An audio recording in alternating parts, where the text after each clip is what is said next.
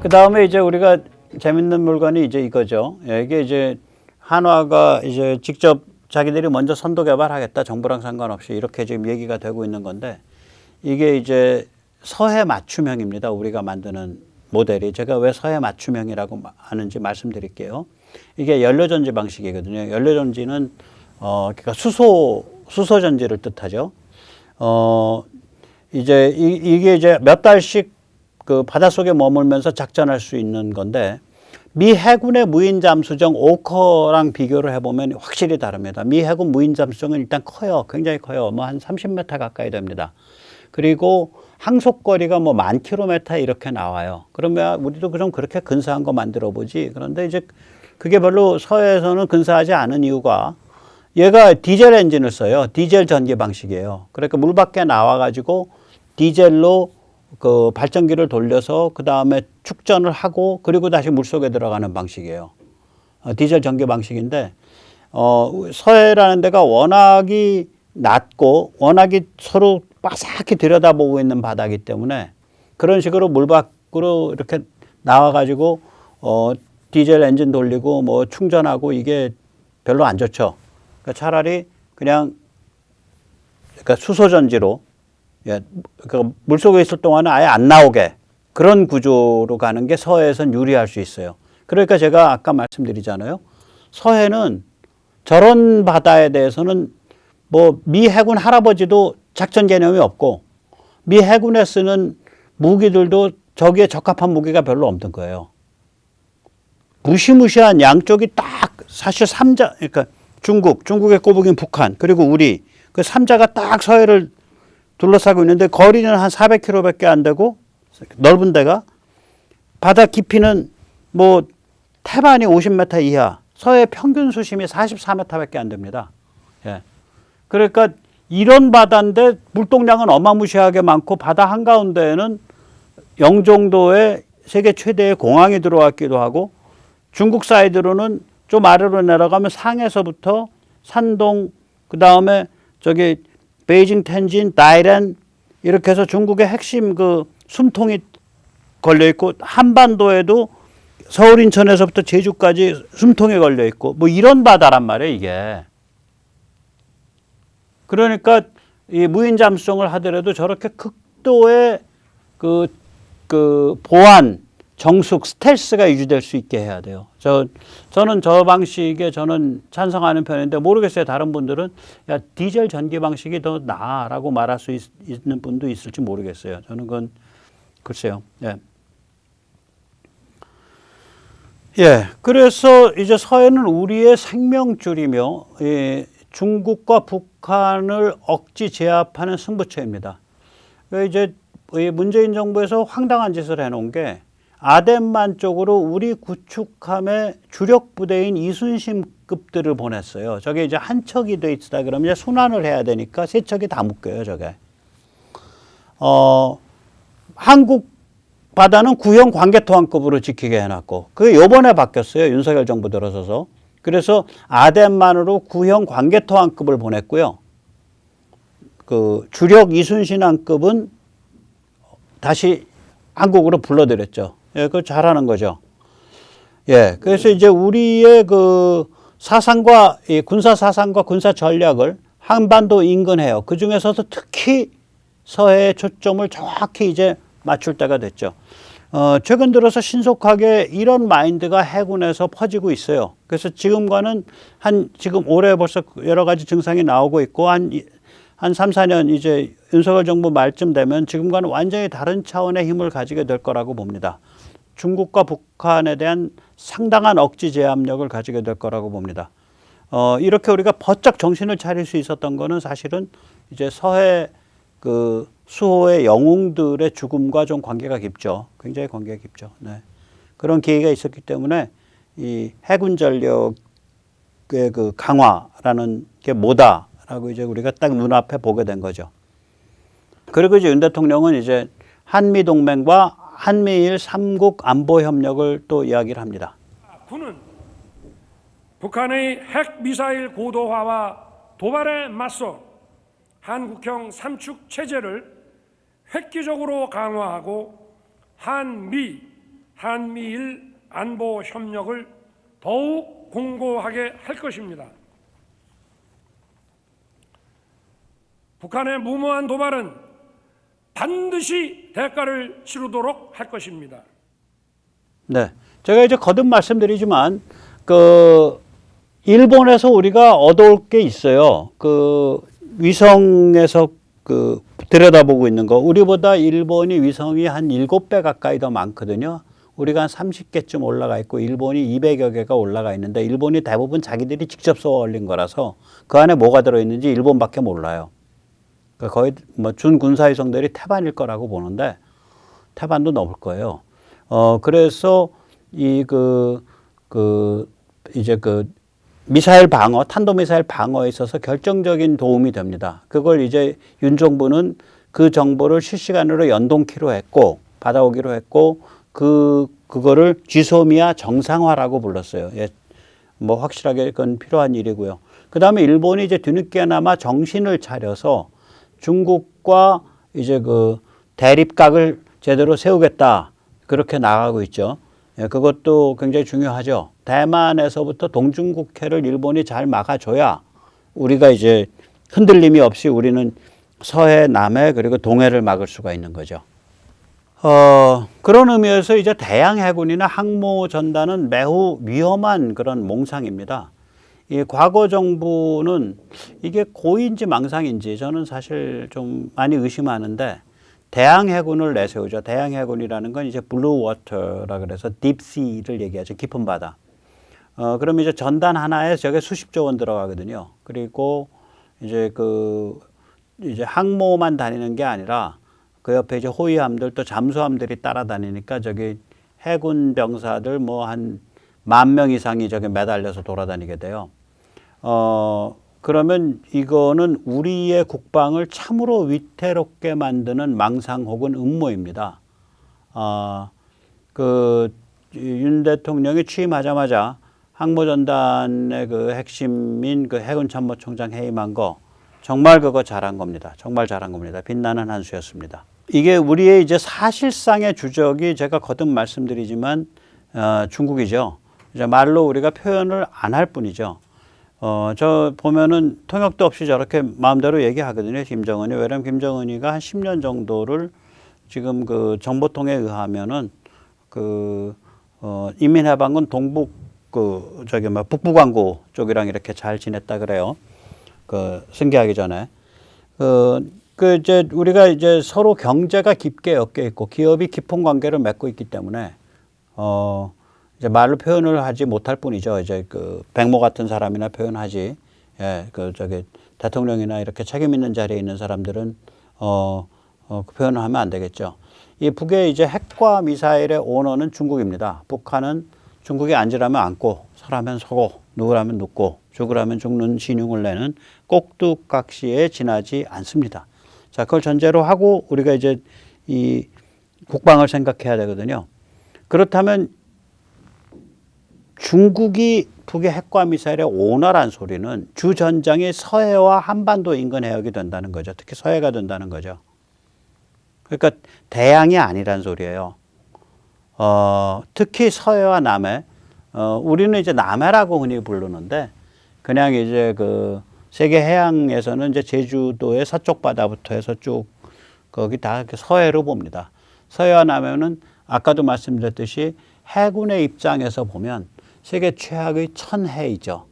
우리에게 필요한 건 대양 해군이 아니라 천해 해군입니다. 서해 남해 해군이고요. 그에 더해서 동해 해군입니다. 예, 그렇게 가는 거죠. 그래서 그런 관점에서, 그러니까 다시 말하자면 지정학적인 통찰, 그 다음에 군사사상, 무기체계, 이 셋이 삼위일체를 이루어야 돼요. 셋이 삼위일체를 이루어야 돼요. 다시 한번 제가 다른 기회가 있으면 말씀드릴 텐데, 따로따로 놀면 안 돼요. 대양해군이라든지 항모, 강구영이가 까불면서 떠드는 함재기, KF-21N, 이거는 지정학적 통찰에서 어긋나고 군사사상에서 어긋나는 거예요. 그럼 지돈 갖고 지가 해라 이거야. 어디 시건방지게 지가 그걸 들고 나와서 까불어. 그렇잖아요. 국가의 안위가 걸린 일인데. 자, 항모전단을 한반도 인근에 배치하면 수천 명 강철관짝이 됩니다. 왜 그러냐면 항모전단으로 대항해군을 만들어 봐야 중국의 반접근 지역 거부 A2AD의 밥이 되죠. 저 바깥에 노란 선이 1600km입니다. 저기 혼슈에서 저기 딱 마주치는 데가 그게 요코스카 항인가 그래요. 그게 뭐냐면 그 로널드 레이건호의 모항입니다. 그러니까 제일 멀리 갈 수 있는 곳에 모항을 둔 거예요. 로널드 레이건호도. 저 정도 거리가 있어야 중국의 Anti-Ship Ballistic Missile, 그러니까 ASBM, 그러니까 배를 겨냥한 탄도미사일을 벗어나는 거죠. 그래서 그 CSIS에서도 그 보고서를 보면 중국과의 전쟁을 생각을 하면 큰 배를 많이 만들지 말아야. 그래서 우리도 보면 그 구축함이 그 KDDX가 되면서 다시 줄어들고 있어요. 8,000톤으로. 그리고 호위함은 이제 탄도미사일이나 기타 등등 또 이지스 기능을 넣어야 되니까 좀 늘어났고. 그러니까 주력이 한 4,000톤에서 8,000톤급으로 우리도 짜이고 있거든요, 지금. 아주 좋은 거죠. 그리고 장보고 다음 배치는 그러니까 우리 잠수함 다음 배치는 지금 도산 한창호보다 줄어들어요. 2,000톤급으로. 지금 도산 한창호가 3,000 뭐 한 6, 700톤 되지 않나? 그거보다 한 1,000톤 정도 줄어들 거예요. 이게 이유가 있다고요. 그래야 이제 싸움이 되니까. 그래서 이 항모전단으로 대항해군을 만들어 봐야 중국의 저 A2AD의 밥이 되기 때문에 한반도와 상관없는 이역만리에서 떠돌아야 돼요. 그러니까 영원한 대양 휴가를 가야 돼요. 만약에 그러지 않고 항모전단을 한반도 인근에서 억지로 운영을 하게 되면 수천 명 젊은 생명이 쓰러지는 강철 관짝이 되고 말아요. 미 해군도 중국 해안 수백 킬로 안으로는 절대 접근하지 않습니다. 요번에 미국 그 잠수함 맞죠? 또 미국 요번에 니미츠 오게 되죠. 항모. 그 항모 아마 서해로는 안 들어갈 거예요. 트럼프 때인가 언젠가 한번 서해로 항모가 잠깐 들어간 적이 있는데 그게 말이 서해지 제주 남쪽 바다 정도 됩니다.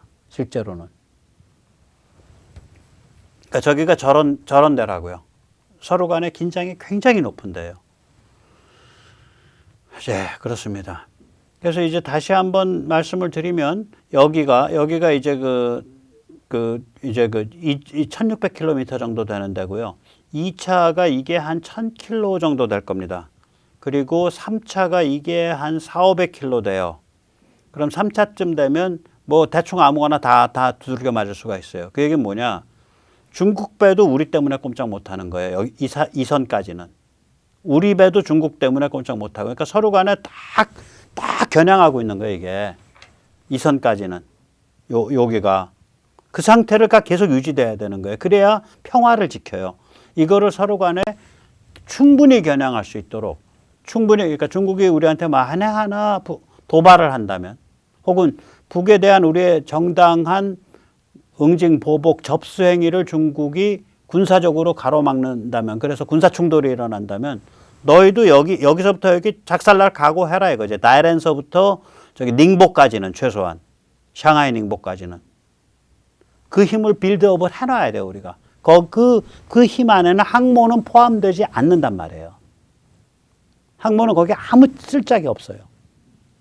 지정학적으로, 군사사상적으로, 무기체계적으로 항모는 전혀 맞질 않아요. 그래서 항모를 이야기하는 사람, 그러니까 일반인이 얘기하면 오케이. 그러나 해군이나 브레인이 얘기하면 쟤 좀 이상하다. 좀 뒤에 간첩 있는 거 아니냐. 그 다음에 항모 얘기가 쑥 들어가 있는데 강구영이 혼자 또 함재기 들고 나와서 항모 불지르고 있잖아. 쟤는 뭐야? 이 생각이 드는 거죠. 강구영 당신 뭐야? 정체가. 더불어민주당 비유 맞추고 노조 안에 있는 문과 성향 애들 비유 맞추면 인생이 꽃필 것 같아? 그 생각이 드는 거예요. 아니면 당신 간첩이야. 좋게 생각해주면, 아주 좋게 생각하면 철이 없고 머리가 나쁘다. 두 번째 좋게 생각해주면 더불어민주당 의원들 비유 맞춰주고 노조 중에 문바스러운 애들 비유 맞추려고 눈알이 뒤집힌 상태다. 그 다음에 더 나쁘게 생각해주면 저거 간첩 성향이 있을 것 같은데 이렇게까지 의심되는 거예요 저게. 왜냐면 전문가니까. 알만한 사람인데. 강구영 씨 한번 나와보세요. 당신 셋 중에 뭔지 한번 여기서 얘기해봐. 혹은 진짜 자기 좋은 뜻에서 했으면 나한테 얘기를 해줘, 우리한테는. 자, 그 다음에 이제 항모전단이나 이런 건 만들어봐야 세계 3류예요. 우리가 예를 들어서 영국 항모전단보다 좋을 수가 없거든요. 영국은 핵탄두 무장한 그 원자력 잠수함, 그 다음에 그 공격 원잠, 아스트리트 클래스인가 좋은 공격 원잠 이런 게 다 같이 다니고 있는 영국은 원래 해군 체제니까 거기는 육군 같은데 돈 안 쓰니까 해군에만 몰빵하니까. 우리 그렇게 할 수가 없잖아요. 공군도 해야 되고 육군도 해야 되고. 그러니까 항모 쪽에는 돈을 결국 다 쓰지를 못한다고. 그럼 세계 3류예요. 그런데 다른 어떤 해군도 안 건드리는 이 까다로운 서해 중심으로 우리가 해군력을 만들면, 우리는 서해라고 부르지만 제가 말하는 서해는 남해도 포함됩니다. 동해는 물론 이제 그냥 오리지널대로 딱딱 만들어가면 되고요. 그러면 이 중심으로 우리가 해군력을 만들게 되면 이거는 세계 1등이에요. 왜냐하면 세계 이런 환경을 전제로 한 해군력은 세계 다른 데 없거든. 그냥 대체 불가야. 세계 유일, 세계 1등이 돼요. 예, 그래서 이거를 해야지. 우리는 그러니까 천해 해군, 영내 해군, 그러니까 리터럴 시, 리저널 시에 대해서 우리가 확실한 도미넌스, 뭐 중국이 워낙에 그게 많으니까 뭐 도미넌스, 그러니까 지배력까지는 아니더라도 확실한 디터런스, 확실한 억지력을 갖고 있어야 돼요. 중국을 틀어막을 수 있어야 돼요. 그래서 제가 강구영한테 그렇게 화를 내는 거예요. 지금 간신히 항모파를 진압해 놨는데 왜 지가 나서서 KF-21N 함재기 띄워가지고 왜 펌프질하냐고. 웃기는 자 아니야. 뭔가 이상해요. 예. 자, 그래서 이제 우리가 이제 필사의 각오로 대중 독침을 해야 평화를 지켜내죠. 이 서해 방어는 북한에 대한 압도이어야 할 뿐 아니라 중국에 대한 독침이기도 해야 합니다. 반드시 죽고야 말겠다라는 각오를 가질 때에 살아갈 수 있는 길이 열린다는 충무호의 말씀을 되새겨야 됩니다. 필사즉생, 반드시 죽고야 말겠다. 그게 독침 정신이거든요. 그러니까 중국이 도발하면, 중국과 충돌하면 반드시 죽게 되더라도 샹하이에서 다이랭까지 동쪽 해안과 항저우 우한에서 베이징을 거쳐 장춘까지 이르는 근접 내륙 지역 박살낼 수 있다. 그 막강한 군사력을 갖추어야 평화를 지켜내고 북한 자유화를 우리가 도와줄 수가 있습니다. 다시 한번 말씀드립니다. 무기는 군사 전략에서 나오고 군사 전략은 지정학적 통찰에서 나옵니다. 그러니까 무기는 군사 전략과 군사 사상에서 나오고 군사 전략과 군사 사상은 지정학적 통찰에서 나옵니다. 그러니까 우리가 어떤 무기 체계로 갈 거냐는 결국은 우리의 지정학적 조건이, 군사 지정학적 조건이 어떠냐에 대한 통찰을 같이 깔고 얘기해야 됩니다. 넓은 바다에 가면 멋있지 않습니까? 국가의 위험이 살아나지 않습니까? 그건 문재인이 당신이 알아서 하고 그런 위험 차리는 건. 우린 지금 북한 자유화를 어떻게 도와줄 거냐, 중국의 발작을 어떻게 억제하고 제압할 수 있을 거냐, 어떻게 평화를 지킬 수 있을 거냐, 거기에 모든 것이 초점이 맞춰져야 됩니다. 그래서 자리에 있는 자, 알만한 자, 전문가들이 항공모함이 어떻습니다, KF-21이 어떻습니다, 대양 해군이 어떻습니다, 이런 소리를 하면 이거는 머리가 아주 나쁜 사람이거나 아니면은 더불어중국당 같은 걸 모시고서 출세를 생각하고는 혹은 문파스러운 좌파 노조 정파를 모시고 노조 안에 그 문파 파벌을 모시고 출세를 생각하는 자거나 밥그릇을 생각하는 자거나 혹은 간첩스러운 자다. 저는 그렇게 생각을 합니다. 이거는 대양해군 KF-21 함재기 항공모함, 이거는 솔깃한 마법 주문이고 중국 간첩들이 좋아할 소리고 국력 낭비이며 군사력 낭비이며 파멸의 고속도로입니다. 올바른 지정학적 통찰에서 올바른 군사사상, 군사전략이 나오고 거기서 올바른 K무기, 무기체계에 대한 컨셉이 나옵니다. 이것이 바로 서해에서 쓰러져간 젊은 영웅들이 우리에게 요구하는 과제입니다. 네, 오늘 여기까지 모시겠습니다. 감사합니다.